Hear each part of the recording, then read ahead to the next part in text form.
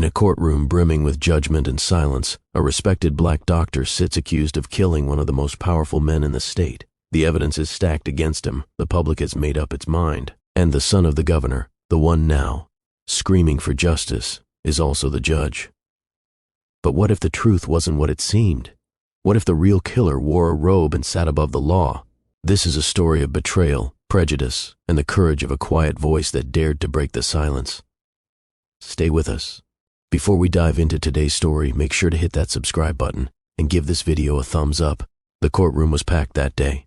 Sitting in the defendant's chair was Dr. Malcolm Grant, 42 years old, a tall black man, his head bowed, sorrow in his eyes, wearing a wrinkled white doctor's coat. Today, he stood accused of murder. A shout rang out from the back of the courtroom. "You have to pay. You killed my father." All eyes turned. A white man in a judge's robe had shot to his feet, face flushed with rage. It was Judge Spencer Aldridge, 44, the well-known son of the late Governor Henry Aldridge, who had died just 3 days earlier while being treated at home by Dr. Grant. Chuckles rippled through the room from the police officers stationed along the walls. Their eyes were cold, full of scorn. One of them muttered sarcastically, "A black doctor treating the governor and ends up killing him. Forgot his place, huh?" Wait a second. Tell us what you think of the story in the comments. And don't forget to subscribe for more stories like this. The courtroom buzzed with noise. Judge Lorraine Hatfield, a white woman in her 60s, had to call for order before speaking again. "Dr. Grant, do you plead guilty to the charge of intentional homicide while practicing medicine?" Her voice rang out from the high bench. Malcolm lifted his head, eyes steady. "No, Your Honor. I didn't kill anyone." Chaos erupted in the courtroom again, but Malcolm's face remained calm and unreadable, like a man who knew an even bigger storm was coming. 3 weeks earlier, at the estate of Governor Henry Aldridge in the northern suburbs of the city, where 3-meter-high iron gates couldn't hide the pride of the elite, Dr. Malcolm Grant was summoned on that fateful afternoon by none other than Judge Spencer. "My father feels dizzy, his heart's racing, and he hasn't eaten since morning." "Please come right away." Malcolm didn't ask questions. He grabbed his medical bag and drove nearly an hour to see the man he had been caring for over the past 10 years. On the second floor, inside the governor's study, Henry Aldridge, a large man in his 70s with an air of authority, sat slumped in a chair, forehead glistening with sweat, breathing fast. Malcolm quickly examined him and diagnosed a sudden spike in blood pressure. He administered an injection of hydralazine, a vasodilator he had used on Henry many times before. The next day, and the day after that, Malcolm returned to monitor his condition, adjusting the dosage as needed. Henry stabilized, but on the morning of the 5th day, Malcolm arrived and gave him the usual injection, then left as usual. 30 minutes later, Henry called him in distress. "My chest, it hurts, I can't." Malcolm panicked and called for an ambulance, but while the vehicle was still stuck at an intersection, and before Malcolm could make it back to see Henry one last time, the governor had stopped breathing. The funeral was held swiftly, but the news spread like wildfire. 3 days later, the devoted family doctor was taken into custody under investigation for medical negligence resulting in death. Why? Because in the medical waste bin at the governor's home, police found an empty vial of propranolol, a beta blocker inappropriate for treating acute hypertension like Henry's. That wasn't all. The real bombshell came when the governor's will was revealed. 80% of his estate, including shares in banks, real estate holdings, and investment funds totaling $240 million, was left to Dr. Malcolm Grant. The remaining 20% went to charities. Not a single cent for Spencer. The public went into an uproar. Headlines blared. "Black doctor manipulates governor into handing over fortune." "Governor dies days after will changes. Coincidence or murder?" Now wait a second. Tell us where you're watching from in the comments. And don't forget to subscribe for more powerful stories like this. Every finger pointed at Malcolm, but he did not crumble. In the cold cell, he stayed silent, resolute. He believed one thing: the truth, no matter how deeply buried, would always find its way back. Back in the packed courtroom, all eyes were locked on Dr. Malcolm Grant. He stood silently in the defendant's box, isolated amid the murmurs and judgments that pierced like needles straight through his chest. Judge Lorraine Hatfield tapped her gavel lightly. "Order," she commanded, trying to keep the trial from spiraling into chaos again, after Judge Spencer Aldridge, son of the late Governor Henry Aldridge, had shouted accusations that Dr. Grant murdered his father. After declaring his innocence, Malcolm had gone silent. He kept his head bowed, hands tightly clasped together. Whether in prayer or despair, no one could tell. Then suddenly, the courtroom doors burst open. A young black girl about 17 or 18, small-framed and visibly anxious, rushed in, drawing gasps from the crowd. "Order! Unauthorized individuals are not allowed in the courtroom," a police officer shouted, moving toward her. But the girl broke free and shouted, her voice cutting through the stunned silence. "I have evidence. Dr. Grant is innocent." All eyes turned to her. Judge Spencer's face went pale as he sprang to his feet. "You filthy little black girl. What's a lowly maid doing here? Get her out now." The girl gritted her teeth. "My name is Layla. I've been working at the governor's estate for the past 3 years, and I know the truth you've been trying to hide, Mr. Aldridge." Judge Hatfield squinted at Layla and raised a hand to stop the officer. "Speak clearly, young lady. What evidence?"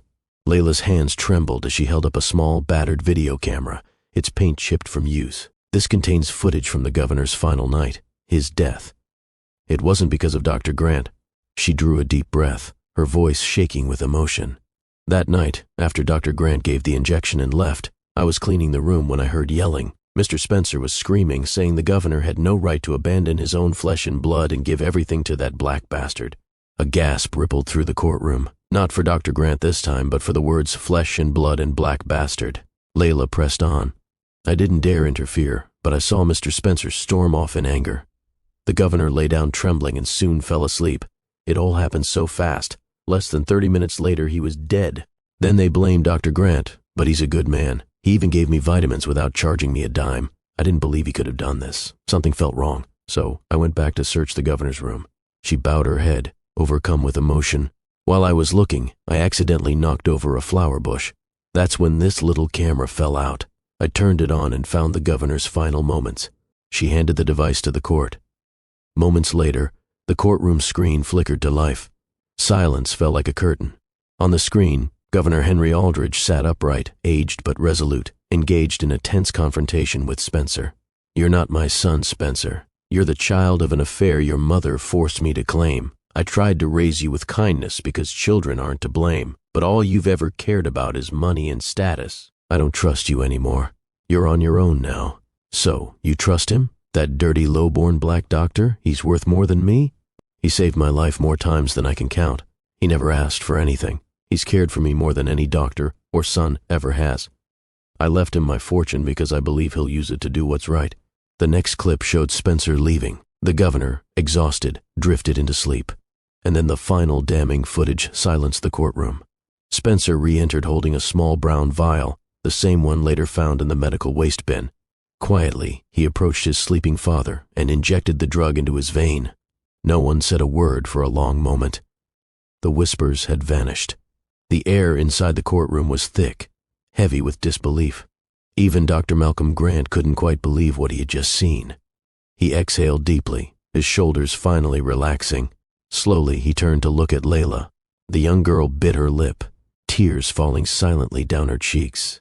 Spencer Aldridge suddenly shot up from his seat, shouting, "Lies! It's all lies! That girl faked the video." But no one believed him anymore. His face had gone pale, his eyes wild with panic. Judge Hatfield raised her gavel high, her voice cold and resolute. "This court orders the immediate arrest of Spencer Aldridge for the crimes of premeditated murder, evidence tampering, and false accusation." Spencer, once standing tall on the pedestal of power, now thrashed like a madman, yelling, "No, she's just a servant, a black maid. You'd believe her over me. I'm a judge. I'm the governor's son."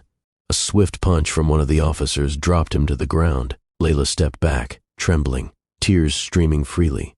Dr. Grant, for the first time, stepped forward and gently placed a hand on her shoulder. His eyes shimmered with quiet, overwhelming gratitude. "Thank you, Layla. You saved my life." Just a week later, the court declared Dr. Malcolm Grant innocent of all charges and sentenced Spencer Aldridge to life in prison for murder. Standing before a sea of flashing cameras, Dr. Grant appeared in a sharp gray suit, his voice calm and steady. "I never wanted the money. I only wanted the truth to be respected." Months later, every cent of the late governor's fortune left to Dr. Grant was placed into a medical trust fund for black communities and the homeless, named the Aldridge Redemption Foundation. As for Layla, the small, quiet maid who had once stood trembling in the courtroom, she was granted a full medical scholarship to Harvard, fulfilling a special request made by Dr. Grant himself. He stood at the edge of the university steps, watching her disappear into the lecture hall, his eyes soft and serene. For the first time in months of storm and silence, Malcolm Grant smiled. Justice doesn't always wear a judge's robe, and truth doesn't always come from the most powerful voice. Sometimes it's the smallest among us, like a young maid whose courage and conscience shine light into the shadows of prejudice and lies. This story reminds us that character is not defined by skin color, and that anyone, no matter how low their status, can be the keeper of truth. Justice doesn't always roar from the bench, it sometimes whispers from the shadows. Dr. Malcolm Grant lost everything, until the truth stood up in the form of a trembling maid named Layla. In a world quick to judge by skin and status, this story reminds us that truth has no rank, no color, and that even the smallest voice can echo through the walls of injustice. If this story moved you, don't forget to like, comment, and subscribe for more powerful stories that challenge what we think we know and inspire us to see deeper